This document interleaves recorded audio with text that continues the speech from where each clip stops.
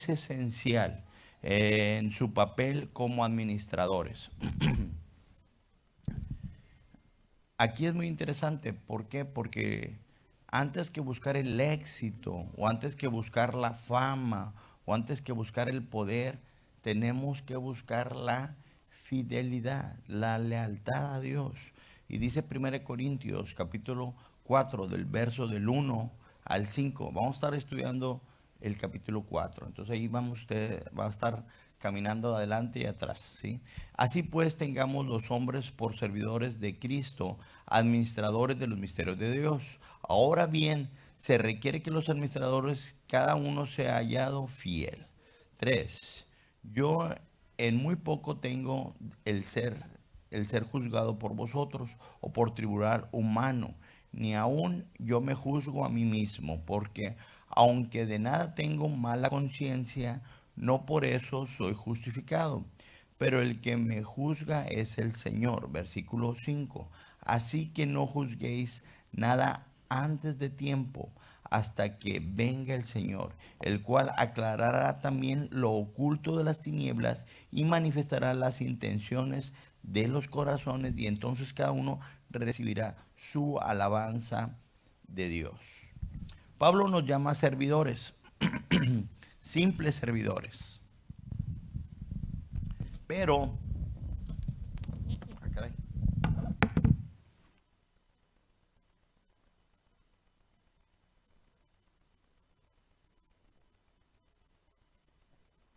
nos llama servidores, pero también nos llama administradores.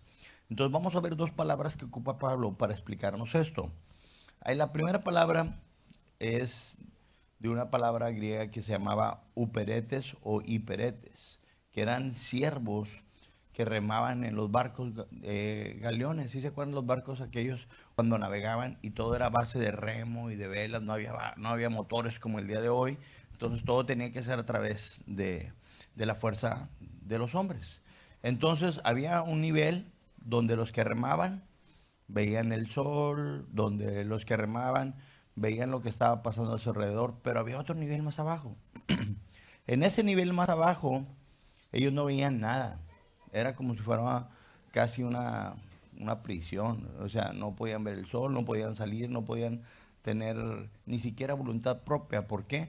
Porque ellos tenían que estar remando de acuerdo al ritmo que una persona que tenía un tambor estaba marcando el ritmo, ¿sí? Entonces, Pablo nos compara con ese tipo de servidores. Siervos que ni siquiera pueden pensar o tomar decisiones de lo que tienen que hacer con su vida. Simplemente tienen que estar remando a la voz de una instrucción que están recibiendo de alguien más alto o más superior.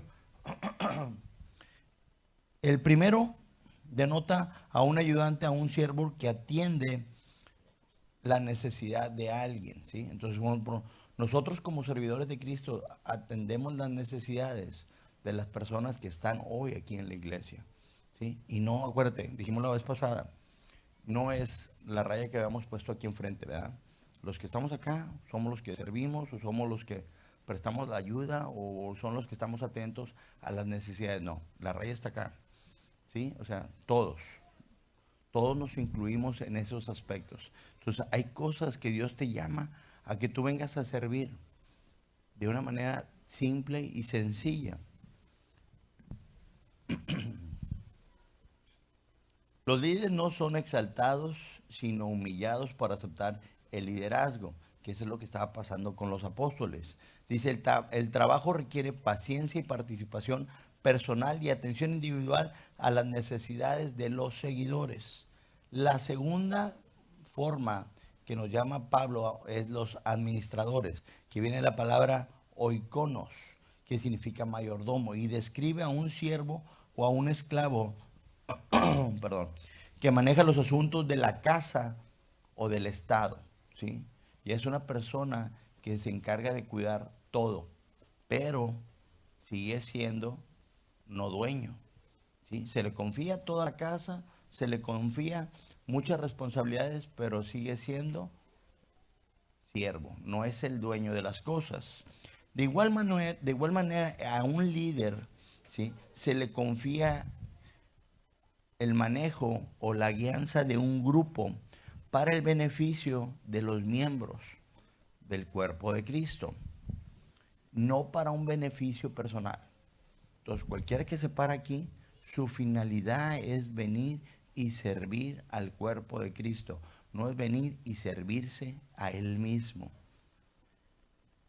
Por lo general, los lugares de trabajo, ¿sí?, siempre establecen un sistema para recompensar a los líderes. Y la verdad, es una idea muy buena, es muy sabio premiar a un líder, pero cuando un líder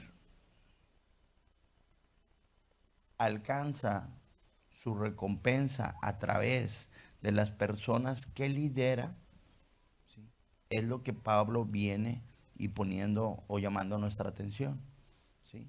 O sea, yo no puedo recibir, si ustedes se fijan en la anterior, dice que la recompensa la recibimos de Dios, no la recibimos del hombre. Entonces, si yo vengo a servir o usted viene a servir al cuerpo de Cristo, usted no puede esperar recibir el pago por su servicio a través del cuerpo de Cristo, sino tiene que ser a través de Dios, ¿sí? Entonces, nosotros tenemos que estar cuidando eso. ¿Por qué? Porque el mundo te enseña a que tú te sirvas de quien tú, a que te sirvas de quien tú sirves. ¿Sí? A quien tú sirves, ese es el que te va a dar el pago, ¿sí?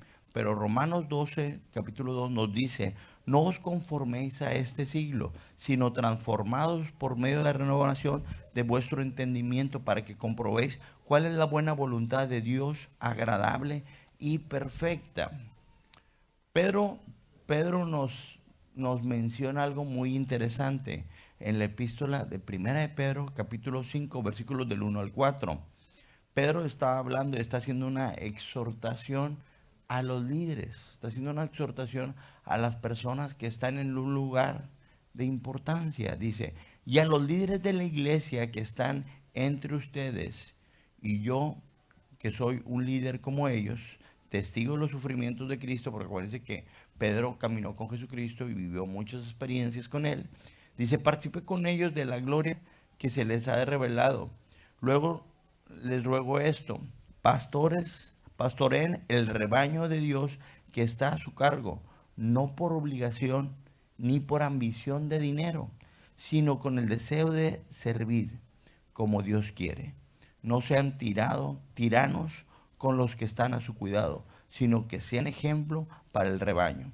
Así cuando aparezca el pastor supremo, ustedes recibirán la corona inmarchitable de la gloria.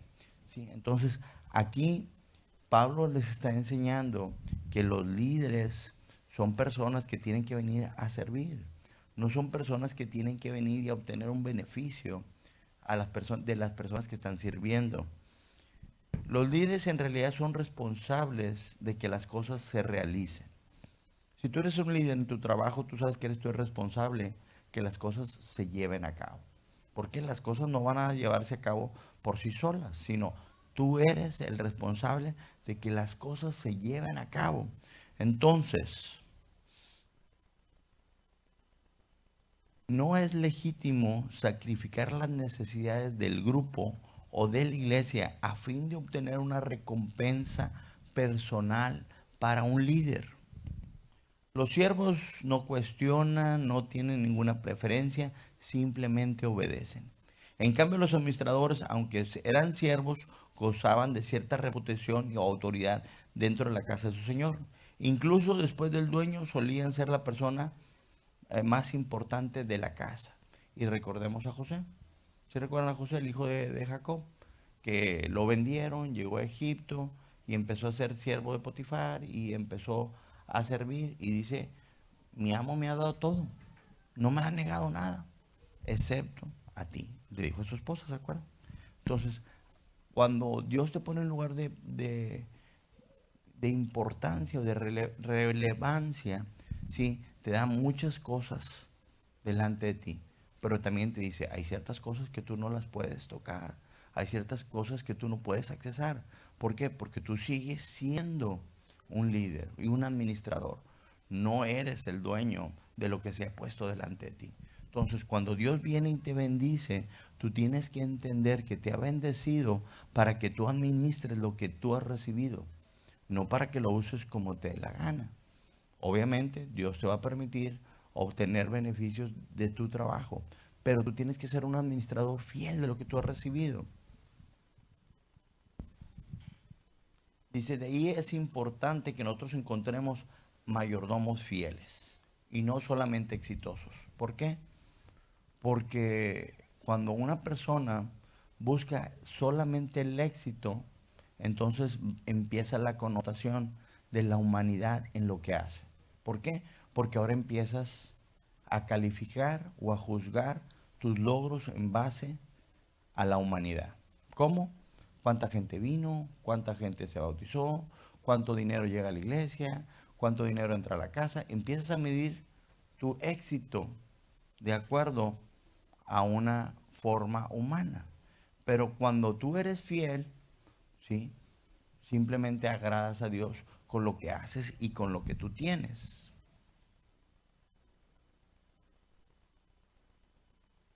Dice que la humildad es algo muy importante en un líder, en un siervo, en un administrador. En los versículos del 6 al 13 del capítulo 4, Pablo nos habla y presenta a Pablo y a Apolos como ejemplos de los creyentes. Y dice, y no se envanezcan más allá de lo que está escrito. A pesar de las dificultades, sigan siendo siempre fieles al Evangelio.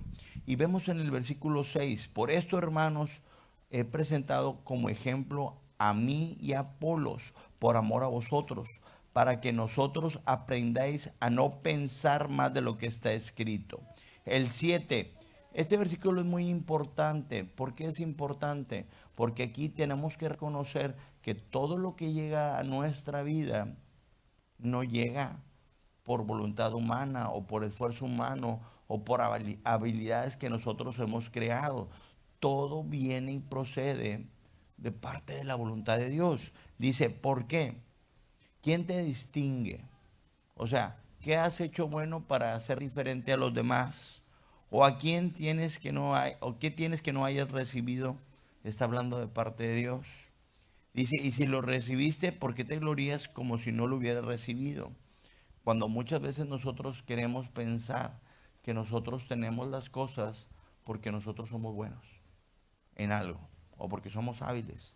Pero nosotros tenemos que venir y negarnos a nosotros mismos y empezar a reconocer que todo procede de Dios y que todo es porque Dios le ha placido que nosotros lo tengamos para nuestro uso, para nuestro beneficio. Pablo empieza a hablar con los corintios, ¿sí? De una forma sarcástica y con ironía. ¿Sí? ¿Qué es el sarcasmo? Dice que el sarcasmo o la ironía es una forma de dar a entender algo expresando lo contrario de lo que se quiere decir o de lo que se piensa. Es una figura, dice, retórica que se utiliza para transmitir un significado diferente, ¿sí? De lo que realmente se está hablando.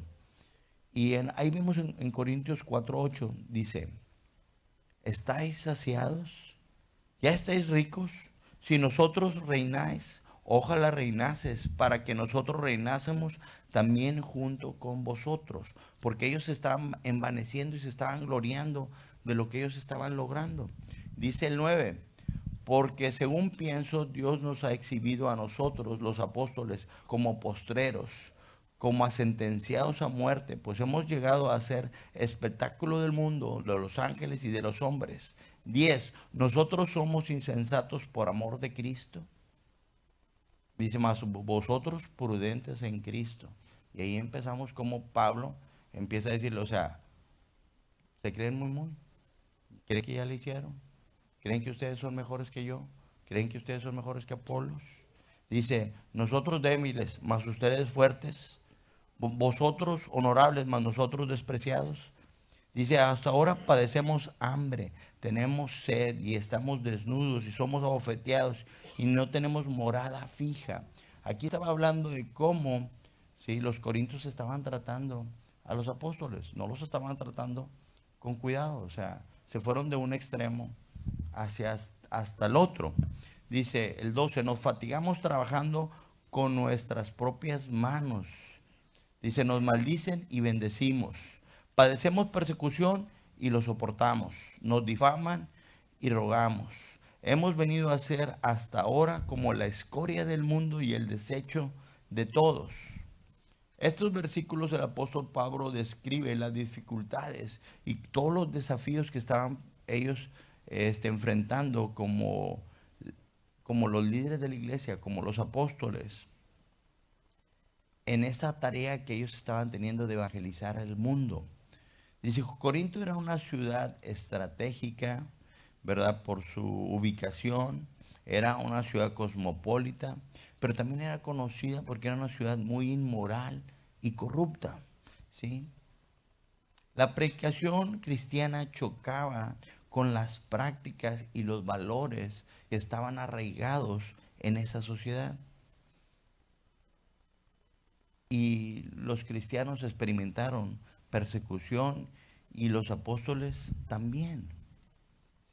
Cuando Pablo menciona nos fatigamos trabajando con nuestras propias manos, indica que él y sus compañeros se ganaban la vida con su trabajo para no ser carga financiera a la iglesia.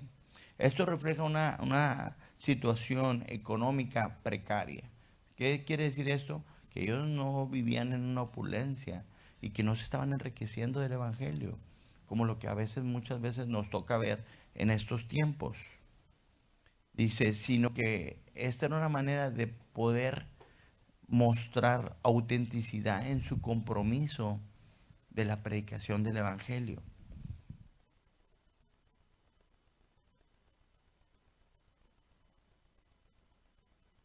Dice, cuando Pablo habla acerca de nos maldicen y bendecimos, padecemos persecución y lo soportamos, muestra cómo los apóstoles se enfrentaban a una amplia gama, ¿sí?, de reacciones, desde maldiciones o hasta bendiciones.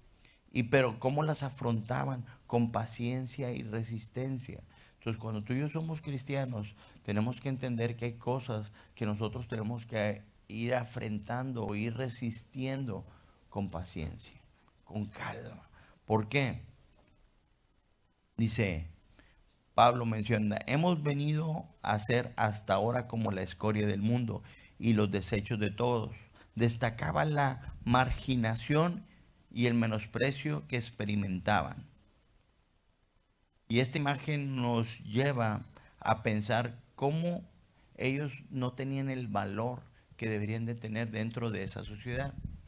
La explicación histórica nos revela que Pablo, al describir todas esas experiencias, intenta comunicar la realidad de las pruebas y las dificultades que se enfrentaban en la misión que ellos tenían de llevar el Evangelio a todo el mundo, y en este caso a una ciudad como Corinto, que era una ciudad muy hostil.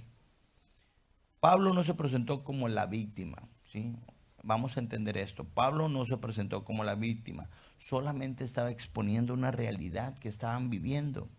Y nos recuerda que como servidores somos llamados a recibir, no somos llamados a recibir la recompensa humana. Todo lo que tú y yo hacemos aquí, no esperemos que alguien venga y nos lo aplauda, o que alguien venga y te lo premie, o que alguien venga y te lo pague. Tenemos que entender que el premio siempre tiene que provenir de Dios. ¿Por qué? Porque si tú vienes a la iglesia y tú dices, no hombre, yo serví, yo hice esto, yo hice el otro, y ni siquiera me dieron las gracias. Entonces, o sea, no viniste a servir a Dios, viniste para que te dieran las gracias.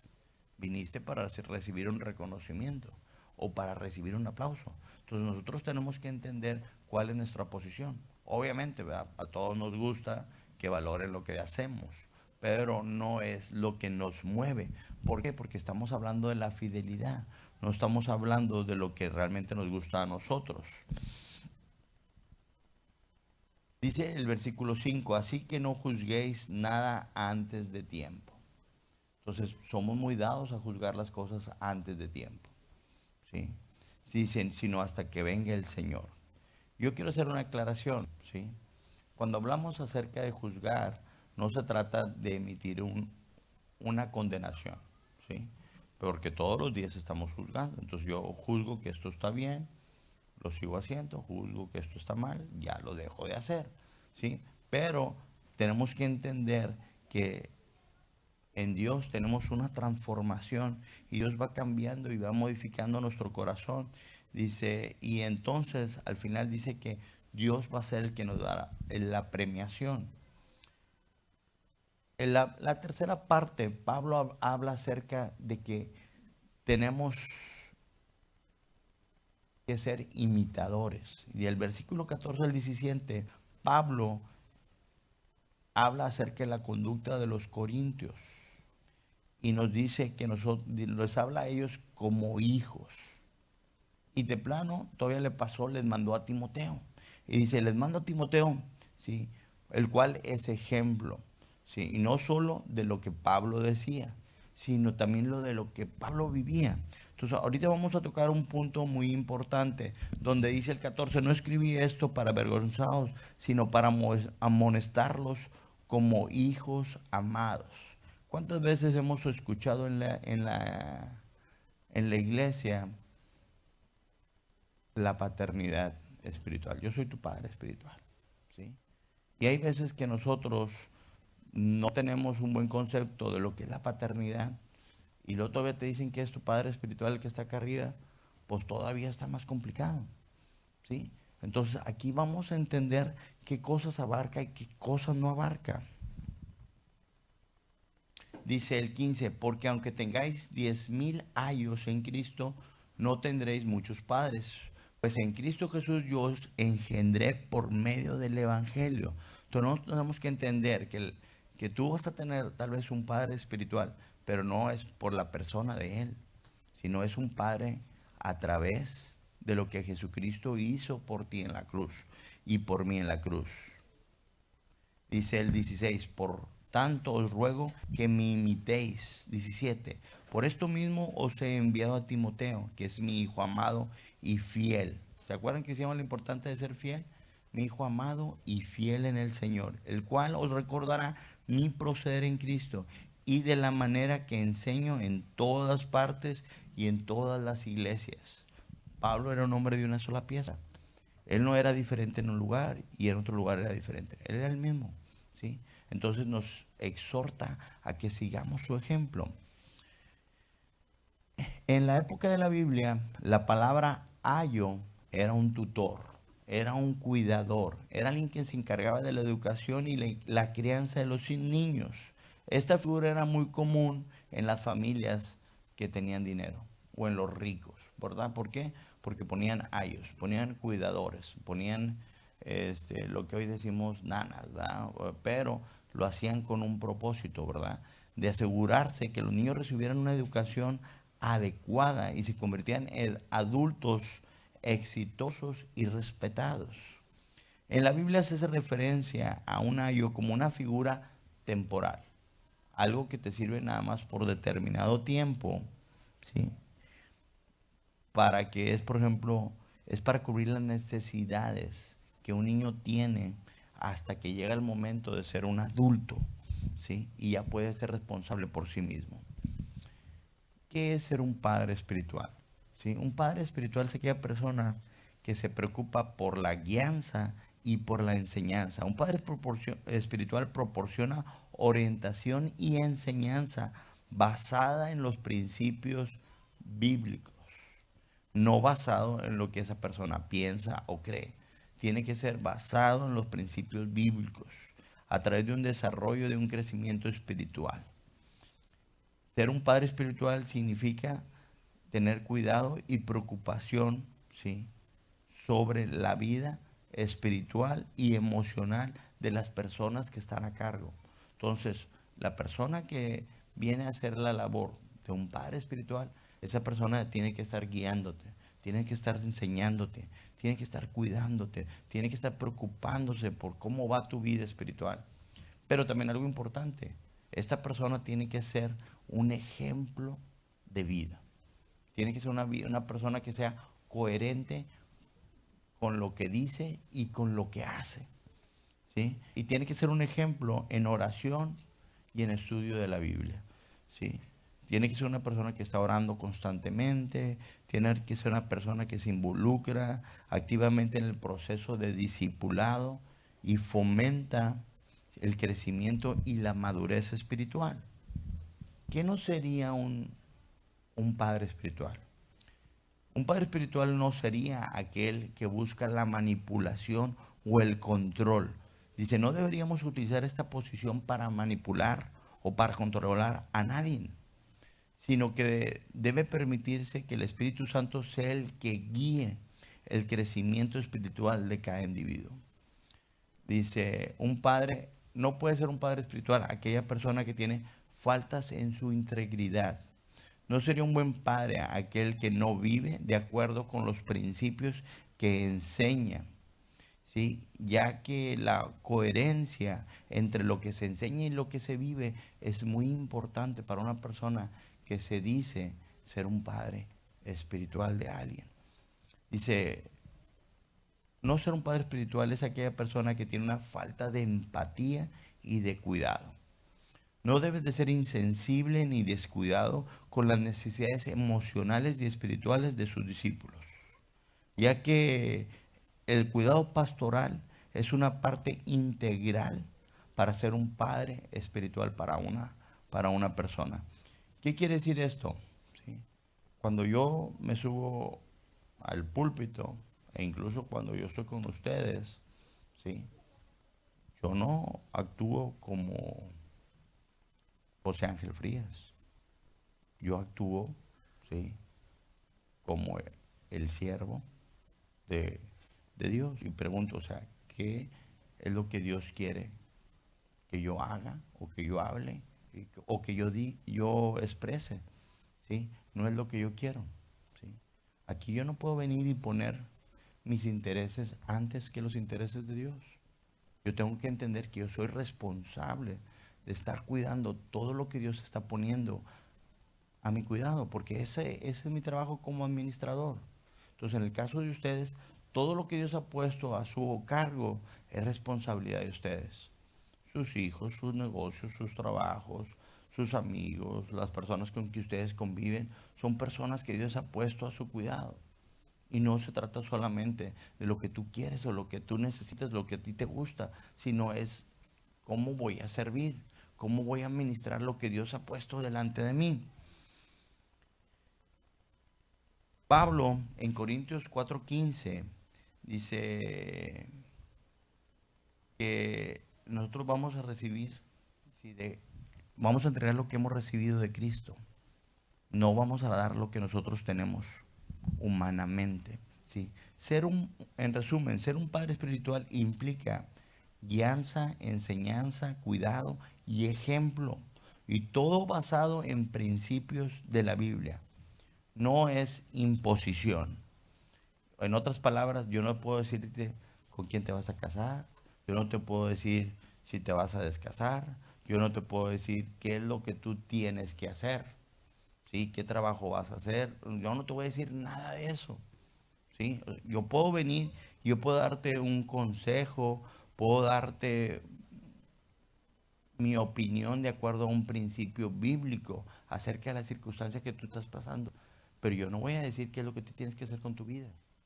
Tú tienes que meterte con Dios y Dios te tiene que mostrar qué es lo que tienes que hacer con tu vida. En el capítulo 5, que lo vamos a ver a las 2 de la tarde en Matamoros, vamos a estar hablando acerca de corrección y vamos a estar hablando acerca de disciplina. Entonces ahí sí hay ciertos puntos que yo puedo venir y decirte, mira, de acuerdo a la palabra de Dios, tienes que hacer este ajuste. ¿Sí? Por eso a veces oímos que dicen, no, es que lo sentaron, es que lo llevaron para el cuartito. Pero eso lleva una connotación humana, ¿sí? Y no puede ser con esa connotación. Tiene que ser con una connotación divina. Todo tiene que ser de acuerdo a lo que la Biblia dice, todo lo que la Biblia enseña. En otras palabras, yo no pretendo manejar tu vida. Eso no me corresponde. El manejar tu vida solo le corresponde al Espíritu Santo en ti. Yo puedo darte un buen consejo de acuerdo a la escritura, pero la decisión siempre tiene que ser tuya. Siempre. Número 4, y ya nos estamos acercando al final. Dice, el poder del reino de Dios. El reino de Dios no se basa en palabras, sino en poder. ¿Por qué estaba hablando Pablo eso? Porque estaba en una iglesia, estaba en una congregación que eran personas que eran muy elocuentes para hablar. Sabían hablar bien, sabían expresarse. Eran personas que hablaban mucho y hablaban bien. Pero Pablo les dice, el poder de Dios no es en palabras, sino es en poder. En otras palabras, es en hechos. Nosotros tenemos que empezar a entender, ¿sí?, que para ser buenos siervos y administradores de Dios, tenemos que aprender a vivir con humildad. Y tenemos que aprender a ser fieles. Y tenemos que cuidarnos de no estar emitiendo un juicio antes de tiempo. Es muy importante, ¿por qué? Porque tendemos a hacer prejuicio. Muchas veces nos hace más daño lo que nos imaginamos que lo que realmente está sucediendo. ¿Por qué? Porque nosotros empezamos a hacer juicios en nuestra cabeza. Entonces, para ser un buen siervo y para ser un buen administrador, tenemos que entender que tenemos que anteponer ante todo la humildad, la fidelidad a Dios y evitar hacer juicios antes de tiempo. En Corintios 4, del 18 al 21, que es la última parte que vamos a leer, dice más, algunos están envanecidos. Aquí quiero hacer un énfasis importante. Dice más, algunos están envanecidos. ¿Qué es estar envanecidos? Yo lo busqué y decía que estar envanecidos es inflarse como un globo. Es creer más de lo que tú eres. Y dice que ellos empezaron a cuestionar ciertas cosas con Pablo.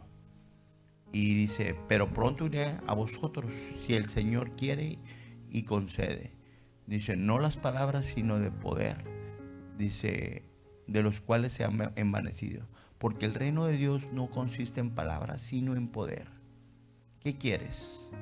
¿Iré a vosotros con vara o con amor y espíritu de mansedumbre? Llega un punto en nuestra vida que Dios te pregunta, ¿qué quieres? ¿Quieres que te trate con amor o quieres que te trate con vara? ¿Sí? Muchas veces nosotros no entendemos y empezamos a tener un orgullo excesivo y empezamos a desafiar la autoridad que Dios ha puesto ante nosotros. Dice que los corintios desafiaron a Pablo, ¿sí? Despreciaron la autoridad apostólica de Pablo y confiaban en palabras vacías. Confiaban en lo que ellos hablaban, en lo que ellos creían, pero no estaban confiando en el poder de Dios. Estos dos ejemplos nos llevan a cómo la vanidad y el orgullo que se manifestaron en Corintios los llevó a desafiar la autoridad apostólica, en este caso de Pablo. Menospreciaron la importancia de la acción divina y confiaron en su propia sabiduría y en sus palabras. La advertencia que Pablo nos da es que necesitamos ser humildes y tenemos que comprender que el verdadero poder reside en la obra de Dios en nuestra vida y no en la autosuficiencia humana. Es el tiempo de que vayamos en oración, pero yo quiero dejarte unos puntos importantes para cuando tú estés orando puedas incluirlos en tu oración. Número 1, tenemos que orar por el reconocimiento de nuestra identidad en Cristo como siervos y como administradores. No somos los dueños. No podemos venir ante Dios y exigirle lo que nosotros queramos, ¿sí? Sino todo lo contrario. Tenemos que venir y decir, ¿sabes qué, Dios? ¿Qué quieres que yo haga? ¿Qué quieres que yo actúe? Obviamente, recordemos lo de los talentos. Entre más fiel eres, más Dios te va a dar para administrar. Dios te va a proveer más cosas que tú puedes disfrutar también. Tenemos que orar por ser fieles en nuestro servicio y en nuestra vida. Tenemos que orar por ser humildes ante todas las situaciones. Créeme que hay muchas situaciones últimamente que ganas de ser humilde no tengo, ¿sí? Pero Dios nos está requiriendo que vengamos y agachemos la cabeza y dijimos, dale, Señor. Que dijo Pablo, lo soportamos. Entonces, tenemos que venir con esa actitud. Número 4, oremos por reconocimiento de las autoridades espirituales que Dios ha puesto delante de nosotros. Y que nos muestre quiénes son las personas, ¿sí?, que nos van a ayudar a avanzar y a caminar dentro del propósito de Dios en nuestras vidas. Y por último, oremos por el rechazo a la vanidad. Pablo destaca la necesidad de ser humildes y comprender que el verdadero poder reside en la obra de Dios en nuestras vidas y no en nuestra fuerza o nuestra habilidad humana. Yo te invito a que te pongas de pie y vamos a orar.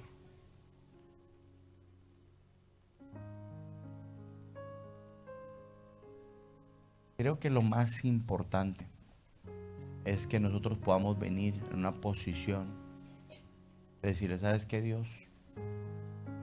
Quiero ser encontrado fiel, no exitoso, porque el éxito se va. El éxito es efímero, ¿sí? Pero la fidelidad es algo que perdura en nosotros.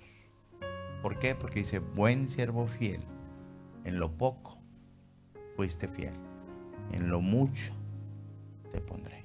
Entonces la fidelidad siempre viene y trae abundancia a nuestra vida. ¿Abundancia de qué? De lo que carecemos. Pero acuérdate, ser fieles, ser humildes, renunciar a envanecernos, a creernos más de lo que somos, es muy importante. Pidamos a Dios que el poder de Dios venga y se manifieste en nuestras vidas y que nosotros podamos venir y tomar ese reto. Yo creo que no es necesario que Dios nos hable irónicamente o nos hable de una manera que sea con vara. Creo que si nosotros podemos venir y podemos valorar, muchas veces hay muchos pastores, apóstoles, profetas que buscan recibir la premiación humana. Cometen el error de envanecerse y pensar que se lo merecen todo. Y Dios no es el que da el pago. Ellos reciben el pago del hombre, ¿sí? Pero hoy nosotros tenemos que venir en una posición en la que el pago no lo podemos recibir de un hombre. ¿Qué significa el pago de un hombre? Que tú dices, ¿sabes qué? Yo quisiera que esta persona me amara. O quiero que esta persona me tratara de esta manera. O quiero que esta persona haga esto por mí. O sea, tú quieres recibir el pago de una persona, ¿sí? Mejor recibamos el pago que Dios tiene reservado para nosotros. Tal vez no ahorita. Por eso dice, no juzguemos antes de tiempo. Porque podríamos estar pensando, ¿sabes qué? Ya estoy viviendo lo peor. Pero creo que dice que es necesario que pasemos por cierta tribulación. Pero después viene la victoria, ¿verdad? Entonces vamos a orar y vamos a pedirle a Dios que Él sea el que hable en nuestra vida. Con algo que tú te hayas quedado el día de hoy, yo con eso me voy.